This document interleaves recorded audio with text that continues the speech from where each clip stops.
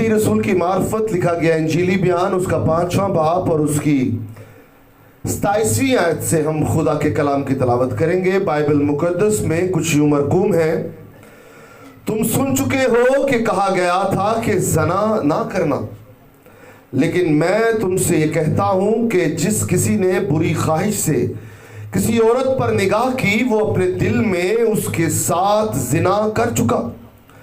बस अगर तेरी दहनी आंख तुझे ठोकर खिलाए तो उसे निकाल कर अपने पास से फेंक दे, क्योंकि तेरे लिए यही बेहतर है कि तेरे अज़ा में से एक जाता रहे और तेरा सारा बदन जहन्नम में ना डाला जाए।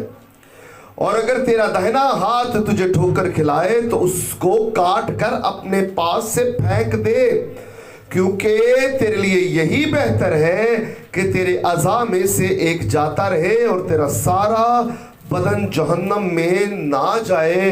पाक कलाम का पढ़ा और सुना जाना हम सब के लिए बाइस बरकत हो जाए। आमीन। आप सब बैठ सकते हैं। पहाड़ीवास का आज चौथा सरमन है जो मैं आपकी खिदमत में पेश कर रहा हूं। पहाड़ीवास का आगाज हकीकी मुबारक हाली से होता है, मुबारकबादियां की भी कहते हैं इसको। उसके बाद खुदा यीशु मसीह नमक और नूर के ताल्लुक से बात करते हैं, तौरात के बारे में तालीम देते हैं। उसके पास गुस्से के बारे में तालीम है, और आज जिना के ताल्लुक से खुदा यीशु मसीह कुछ चीजों को एड्रेस करते हुए हमारी रहनुमाई के लिए ये बताना चाहते हैं कि दर हकीकत जिना क्या होता है, जिनाकार कौन से लोग हैं और कैसे कैसे हम जिना करते हैं। जिना लफ्ज जन से निकला है। लफ्ज जिना जो है उर्दू लुगत में ये इस्तेमाल किया जाता है, और दर हकीकत ये लफ्ज जिना जो है ये लफ्ज जन से निकला है। और जन का मतलब होता है औरत। क्या होता है? जन किसको कहते हैं? सभी बोलिए, किसको कहते हैं? औरत। जिस आज यहां पर फीमेल की तादाद ज्यादा है, आप सभी औरतें हैं, तो लफ्ज जिना जो है वो लफ्ज जन से निकला है। और जन किसको कहते हैं? औरत को कहते हैं। खुदा यीशु मसीह ने जिना के बारे में तालीम दी, क्योंकि उस वक्त जो लोग थे, जो फकी फरीसी थे, वो जो शरीयत के अलंबरदार बने हुए थे और लोगों को तरह तरह की तालीमात दिया करते थे, और ये कहते थे कि शरीयत में भी जिना की ये सजा है, अगर किसी को छू ले या किसी के साथ हम बिस्तरी कर ले तो ये काम अमल में रूप पजीर होगा और उसकी ये पनिशमेंट होगी और इस शख्स को ये सजा देनी वाजिब है। लेकिन कहीं ना कहीं उनकी खुद जिंदगी में सिन पाया जाता था, गुनाह पाया जाता था। वो गुनाह के मर्तकब बन चुके थे, और वो कैसे जिना करते थे कि वो आंखों ही आंखों में उस औरत से वो सब कुछ कर लेते थे जो एक शख्स उसको छूकर करता है। यीशु मसीह ने उनकी अंडरस्टैंडिंग को और ज्यादा बढ़ाया है, उनको सही दुरुस्त सिमत दिखाई है, अंडरस्टैंडिंग दिखाई है, और आईना दिखाया है कि दर हकीकत किसी को छू लेना जिना नहीं है। और जिना का ताल्लुक जन से जुड़ा हुआ है। जिना का ताल्लुक, ये बातें कौन बता रहे हैं? और अपने पहले ही सरमन में उन्होंने ये बातें बता दी हैं। औरत को सिर्फ छू लेना ही या उसके साथ सो जाना ही जिनाकारी नहीं है, बल्कि अगर आंखों में ही आपने उसको देख लिया है और वो सारा लुत्फ ले लिया है जो आप उसको छूने के बाद लेते हैं, तो दर हकीकत आपने उससे जिना कर लिया है।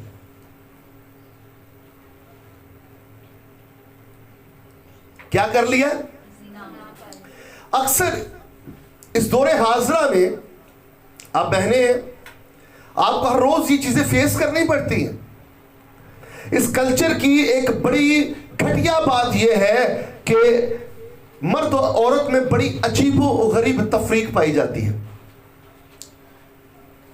दर हकीकत जो औरत बाहर बाजारों में किसी काम के लिए, सौदा सर्फ लेने के लिए या जरूरत जिंदगी की अशिया लेने के लिए जा रही है, उसके पास भी वही कुछ है जो घर में बैठी हुई उसकी मां बहन के पास। लेकिन हम क्या करते हैं कि अपनी मां और बहन के उन चीजों को नहीं देखते हैं जो कि हम बाहर की औरतों को देखना चाहते हैं। लेकिन अगर आपकी बहनें हैं, माएँ हैं, तो वो भी किसी की माएँ और बहनें हैं। तो तारीख बात करने का मकसद यह है, खुदा यीशु मसीह ने इन चीजों को एड्रेस किया है। खुदा ने कहा तुम ठीक कहते हो, किसी के साथ हम बिस्तरी करना, किसी के साथ सेक्सुअल रिलेशनशिप रखना, ये गुनाह के जुमरे में आता है। लेकिन इससे बड़ा भी जिना और गुनाहगार शख्स वो है जो अपने अंदर ही लुत्फ ले लेता है। अक्सर बहनें बाजारों से गुजर रहे हैं तो बहुत सारे ऐसे लोफर लड़के जो होते हैं, कुचों में खड़े होते हैं, उनको घर तक छोड़कर आ रहे होते हैं। उनकी निगाहें उनको घर तक छोड़ के आ रही होती है। और सबसे ज्यादा ये लेडीज को समझ आ रही होती है कि ये बंदा मेरे वाले वेह रहा है।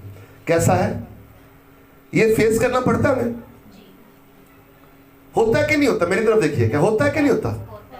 होता है। और आपको पता चल रहा होता है ये बुरी निगाह से देख रहा है। लेकिन गली कूचे में हर भौंकने वाले कुत्ते को अगर हम पत्थर मारना शुरू कर देंगे तो हम अपनी मंजिल पर नहीं पहुंच पाएंगे। उनका काम है ऐसा करना। लेकिन बाइबल का खुदा इस चीजों को इस तरह बयान कर रहा है कि सिर्फ किसी को छू, बाद में कहे जी मैं किसी ने की किया है, मैंने तो कुछ नहीं किया है। भाई तूने कुछ नहीं किया है, लेकिन तेरे बदन ने सब कुछ कर लिया है, तेरी सोचों ने सब कुछ कर लिया है, तेरी निगाह ने वो सब कुछ कर लिया है जो तू हाथ से या जिस्म से करना चाहता था। तो दर हकीकत खुदा यीशु मसीह और फकीह फरीसी भी ऐसा करते थे। अपनी बीवियों को एक कोठरी में रखते थे, कहीं छुपा कर कोई देख ना ले, पर्दा करवाते थे और लोगों की माओं बहनों की तरफ वो बुरी निगाहों से देखते थे। उस टाइम के यहूदी और आज के लोग भी ऐसा करते हैं। वो सब कुछ है किसी बाहर की औरत के पास भी जो आपकी मां और बहन के पास भी है। अगर दूसरी की जो मां बेटी है उसकी चीजें आपको अच्छी लग रही हैं और आपकी नहीं, तो ये गलत बात है। अगर आपकी मां बहन के तकद्दुस की बात आती है, उनकी पाकीज़गी की बात आती है, तो किसी और की भी बात आती है। खुदा यीशु मसीह यहां पे बात कर रहे हैं। सिर्फ छूने से जिना नहीं होता है। आप आंखों ही आंखों में, खुदा यीशु मसीह कह रहे हैं तुम सुन चुके हो कि कहा गया था कि जिना ना करना। किनसे सुन चुके हो? मूसवी शरीयत के मुताबिक। लेकिन मैं तुमसे ये कहता हूं कि जिस किसी ने बुरी ख्वाहिश से किसी औरत पर निगाह की, वो अपने दिल में उसके साथ जिना कर चुका। कि आप बाहर जाते हैं कि आप नहीं देखते बहुत सारे लोग, मर्द और हजरात, और आपके बाप की उम्र के होंगे और आपकी तरफ बुरी मैली आंख से देख रहे होते हैं। क्या फीमेल को ये पता नहीं चल रहा होता? तो मैं दर हकीकत ये कहना चाहता हूं कि उन्होंने आपके पूरी निगाह देखी है ना, तो यकीन जाने उसको इसकी सजा मिलेगी। उस शख्स को इस बात की सजा मिलेगी और खुदावंद उसको ये सजा देगा, जो सजा इस दुनिया में भी मिल जाती है और आसमान पर भी मिल जाएगी अगर वो चला गया तो। आगे बड़ी खूबसूरत, बस अगर तेरी दहनी आंख तुझे ठोकर खिलाए तो उसे निकाल कर अपने पास से फेंक दे, क्योंकि तेरे लिए यही बेहतर है कि तेरे अज़ा में से एक जाता रहे और तेरा सारा बदन जहन्नुम में ना डाला जाए। अक्सर बहुत सारे लोगों को ना आंख मारने का शौक होता है ना? अंडरस्टैंड कर रहे? अभी बात की तशरीह कर रहा हूं मैं आपको बता रहा हूं। अगर तेरी एक आंख ने गुनाह किया है तो उसको निकाल डाल, उसको निकाल डाल। अक्सर लोग ये एक इस्तेलाह, जो गंदी इस्तेलाह है, ये इस्तेमाल करते हैं, अख मारनी कुड़ी नूं या मुंडे नूं अख मारनी। होता है कल्चर में हमारे के नहीं होता? होता है कि नहीं होता? तो यहाँ पे खुदा यीशु मसीह इस बात को कि अगर तेरी एक आंख गुनाह कर रही है, कभी किसी भैन नो किसी ने आंख मारी? मारी किसी? मारी किसी? मैंने भी ये काम नहीं किया है, मैं भी मर्द हूं और औरतें भी करती हैं। आजकल औरतें ज्यादा करती है, लड़की ज्यादा करती है। आप तो शायद नहीं इस चीज को समझती क्योंकि महदूद जगह पे रहती है। लड़की है आप सर यंग, आपसे छोटी एज की लड़की ज्यादा करती है। और यीशु मसीह कह रहा है वो आंख किसी गैर, आपने किसी गैर महरम को, ना महरम को ये किया है। महरम वो शख्स होता है जिसके साथ आपका करीबी ताल्लुक हो, जिसके आगे कोई पर्दा ना हो, जिसके आगे कोई पर्दा। जिस तरह हमारे घर के लोग होते हैं वो महरम है हमारे, कोई भाई हो गया, कोई बाप हो गया, कोई अजीजो कारब हो गए, जिसके आगे कोई पर्दा नहीं। यानी वो वाला पर्दा नहीं, बर्निंगी वाला। बर्निंगी वाला ऑलरेडी छुपाना है, लेकिन इट्स मीन यानी कि आंख निकाब नहीं किया, छुपे नहीं उससे, वो वाला पर्दा नहीं है। लेकिन जो ना महरम है, जो गैर महरम है, उसके आगे पर्दा है। समझ आ रही? तो अगर आपकी आंख उसको, आपने उसको किया है, अट्रैक्ट किया है, तो इट्स मीन आपने उस आंख का गुनाह कर लिया है। यीशु मसीह तो इससे बेहतर है कि एक आंख की वजह से आपका सारा शरीर जो है, जो सारा बदन जो है, वो आग और गंधक की झील में डाला जाए और तू नेस्तो नबूद हो जाए और आप मौत मांगे और मौत ना आए। इससे बेहतर है कि तू अपनी आंख को अपने बदन से अलग कर ले, क्योंकि तेरा सारा बदन जो है वो जहन्नुम में ना डाला जाए। ये बात मैंने कही, दोबारा पढ़ता हूं आपकी रहना, बाइबल देखिए अपनी। बस अगर तेरी दाहिनी आंख कौन सी होती है? दाहिना किसको कहते हैं? राइट, यानी सज्जी आंख। आपने भी देखो, अगर किसी को गलत निगाह से देख रही है और आंख मार रही है तो इसको निकाल दे, क्योंकि इसका हिसाब देना पड़ेगा तुझे। यीशु मसीह ये कह रहे हैं। और अगर तेरी दाहिनी आंख तुझे ठोकर खिलाए तो उसे निकाल कर अपने पास से फेंक दे, पास से दूर फेंक दे, क्योंकि तेरे लिए यही बेहतर है। किसके लिए बेहतर है? बोलिए, किसके लिए बेहतर है? ऊंची बोले, किसके लिए बेहतर है? कि तेरे अज़ा से एक जाता रहे और तेरा सारा बदन जहन्नम में ना डाला जाए। और अगर तेरा दाहिना हाथ, सज्जा हाथ तुझे ठोकर खिलाए तो उसको काट दे। लेकिन हाथ से सिर्फ आंख की गल नहीं हो रही, पूरे बॉडी के ऑर्गन्स की बात हो रही है, अज़ा की बात हो रही है। यहां पर अगर कोई भी चीज आपको ठोकर का सबब बनाती है, जिनाकारी के जुमरे में लेकर जाती है, तो उसको अपने पास से निकाल दे। जिना का लफ्ज कहां से निकला है जी? और आगे बढ़ते हैं, जरा मेरी तरफ देखिएगा, तवज्जो रखिए मेरी तरफ। ये सीखने वाली बात है, बड़ी बड़ी खूबसूरत बात है। रोज रोज इस बात के ऊपर हम बात नहीं कर सकते हैं अब तो, क्योंकि हम सीरीज का ये मुतालिया कर रहे हैं, पहाड़ीबाज की सीरीज जो है उसके ऊपर ये बात आ रही है, तो उसको एड्रेस करना बड़ा जरूरी था यीशु मसीह का। तो मैंने भी आज इसको इसलिए ये बात मुद्दा उठाया है, नुक्ता मैंने किया है। तो लफ्ज जहां पर जिना लफ्ज आ रहा है, ये जन से जुड़ा हुआ है। कहां से जुड़ा हुआ है? जन से। और जन का मतलब होता है औरत। क्या मतलब होता है?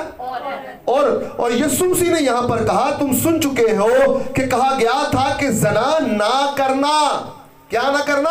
जना ना करना। लेकिन मैं तुमसे कहता हूं, ये सच कहता हूं, मैं तुमसे ये कहता हूं कि जिस किसी ने बुरी ख्वाहिश से किसी औरत पर निगाह की, वो अपने दिल में उसके साथ क्या कर बैठा?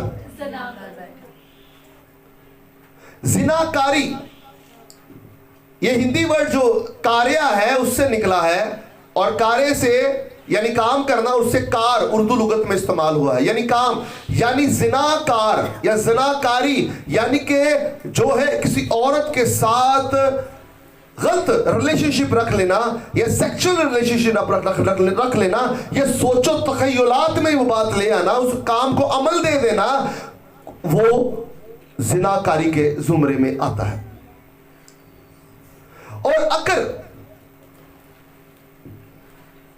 आप, क्योंकि हरामकारी और जिनाकारी दोनों करीबी वर्ड है, तो मैंने बहुत मुतालिया किया कि हरामकारी क्या होती है, फॉर्निकेशन एंड अडल्ट्री, क्योंकि आज हम अडल्ट्री के ऊपर बात कर रहे हैं, जिनाकारी के ऊपर।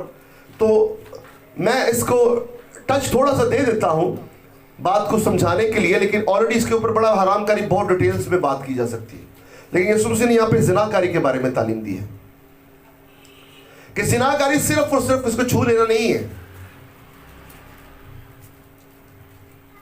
अंडरस्टैंड कर रहे? कुछ लोग कहते हैं कि जिना वो होता है जो किसी अनमैरिड औरत के साथ किया जाए। और कोई बंदा मैरिड हो या ना मैरिड हो, अनमैरिड के साथ किया जाए तो वो ज़नाकारी के ज़ुमरे में आता है। अपनी इस्तलाहात है, लेकिन बाइबल इसकी बारे में नफी करती है। बहुत सारे स्कूल ऑफ थॉट्स हैं इसके बारे में, लेकिन मैं यहां पे स्टैंड करता हूं कि जो लफ्ज जना है, जिना है, वो जन से निकला है। और जब जिना होता है तो जन की रजामंदगी जरूरी होती है। जन की, और अगर रजामंदगी होती है तो अगर वो हरामकारी के जुमरे में आ जाता है, ठीक है, और अगर नहीं होती तो वो जिनाकारी के जुमरे में आ जाता है। और जिना जो है बाइबल के नुक्ता नजर से, जो मैं बात आपको बताना चाहूंगा, कि वो सिर्फ किसी के साथ सो जाना, किसी के साथ सेक्सुअल रिलेशनशिप बना लेना, वो सिर्फ नहीं है, बल्कि आप किसी को, किसी बच्ची को, बहन को, बेटी को घर तक छोड़कर आते हैं और आपकी आंख ने गुनाह कर लिया है या आपने उसको टच कर लिया है और आपने कहा जी मैंने आगे कौन सा पढ़ा, तो आपने वो काम कर लिया है। बाद लोग कहते हैं रात सो के सारा कुछ ख्याल वो सब कुछ कर लेते हैं हम। तो ये सुबह एड्रेस कर रहे हैं कि भाई कोई बात नहीं, आप ये कहते हो कि बशरियत में ये लिखा हुआ है कि लो जी किसी के साथ आपने सोए हैं या हम बिस्तरी की है तो फिर जाके जिना है। नहीं, ये ऐसा नहीं है। अगर आपने किसी के बारे में सोच भी लिया है, आपकी आंखों ने बुरा देख भी लिया है, तो आपने उसके साथ वो बुरा सलूक कर लिया है जो कि गुनाह के मुतरादिफ है, और इसकी सजा जो है वो मौत के जुमरे में आती है। तो मेरे अजीज बहन भाइयों, आज एक मुख्तसर जैसा जो कलाम मैं आपके खिदमत पेश कर रहा हूँ वो ये है कि प्लीज़ किसी भी बहन या बेटी या भाई के बारे में गलत मत सोचें। अगर आप ये सोच रहे हैं तो यकीन जाने आप जिना कर रहे हैं। आपने जिना से दूर रहना है, आपने इन चीज़ों से भागना है, क्योंकि ये गुनाह के ज़ुमरे में बात आती है और इंसान गुनाह का मर्तकब बन जाता है। इसको और ज़्यादा डिटेल में बता सकता हूँ, लेकिन बहुत सारी सख्त बातें भी इसमें आ सकती हैं, इसलिए मैंने कोशिश की है कि इसको मुख्तसर और महदूद टाइम में और बड़े अच्छे अंदाज में मैं इसको बयान कर सकूँ। क्योंकि मुश्किल होता है हमारे हाथे में इस तरह की बातें करना और बयान करना, लेकिन चंद जो भाई ये सुमसी ने बात की है उसी चीज़ को ख़ास कर खालिस्तन मैंने उसको बयान किया है और एड्रेस किया कि प्लीज़ आप इसके ऊपर फोकस करें और अपने अंदर भी इस चीज़ों को मत लाएं। खुदावंद आप सबको बड़ी बरकत दीजिए।